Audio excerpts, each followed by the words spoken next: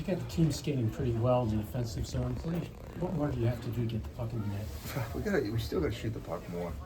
In the first period, I think Leo had like a 2-on-1, and the D shaded towards, I think it was Killer, and he still passed it. And I think Minty had one in the slot, and he didn't shoot it. And I think Killer had one. It's a strange mentality. You know, like it's hard to get shots in the slot in the NHL, and we have them, and we don't shoot them. So I think if we do that, maybe we'll get more goals. And the other side of that is when you shoot it and there's a rebound opportunity, like their winning goal, there's usually an opportunity to get a quality grade A scoring chance out of it. So we've talked about it.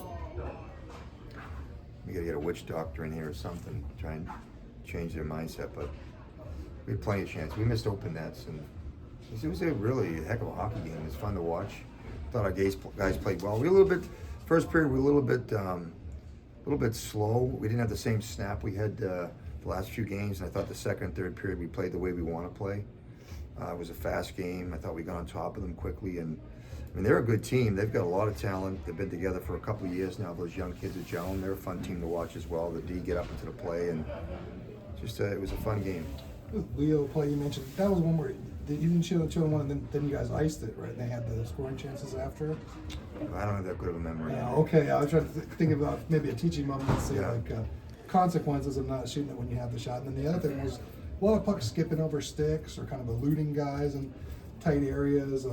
Is that just kind of bounces, or would you like to see something a little crisper around the net, I guess? It's funny you said that because I made that comment in the third period. I think there was that one shift when Zegras, Killer, and Leo were out there, and they had the puck was on their stick in the slot, whether it was passed or they carried it and it slipped off their sticks. I'm not sure if that's ice conditions or if it's their sticks, whatever. I don't know. I don't think it's anything psychological. It's just it happened a number of times tonight.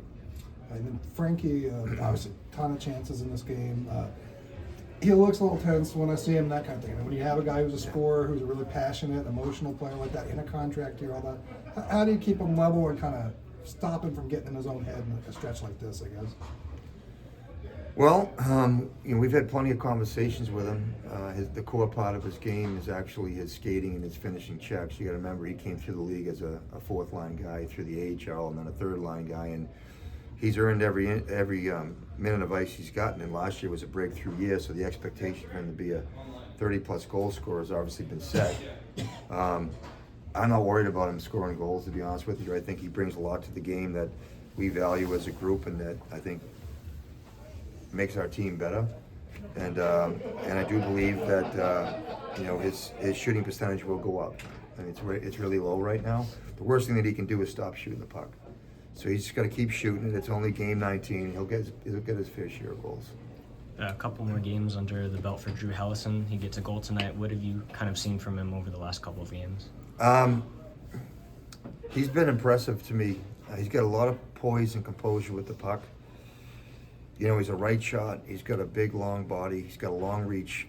They've done a great job with him down in the American League. And, I spoke to him when he first got here, and, he took the right journey in terms of going through the American League and learning the hard way. That's a hard league to play in. I think people totally underestimate that league.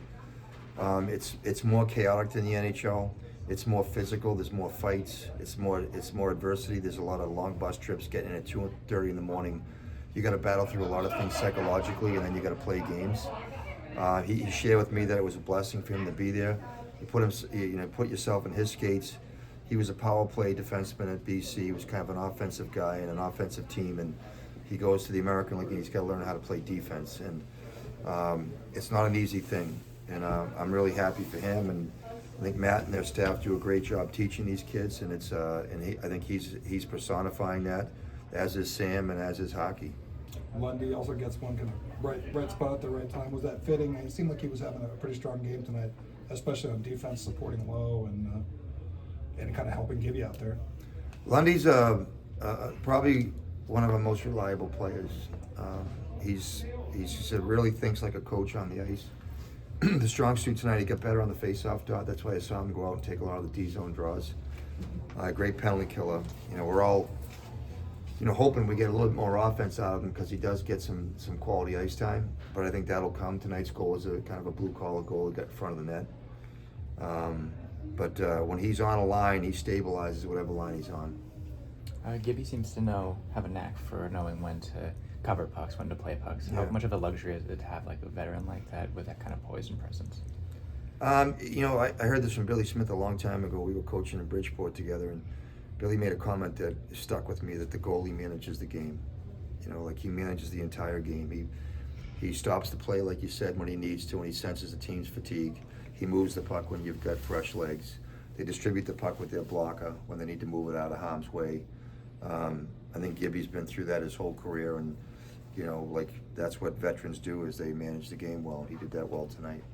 The Lundestrom line was strong as a whole tonight. Just kind of curious why Leeson and Cutter didn't see the ice at all in overtime. Well, if we didn't get scored on, you would have saw them coming out next.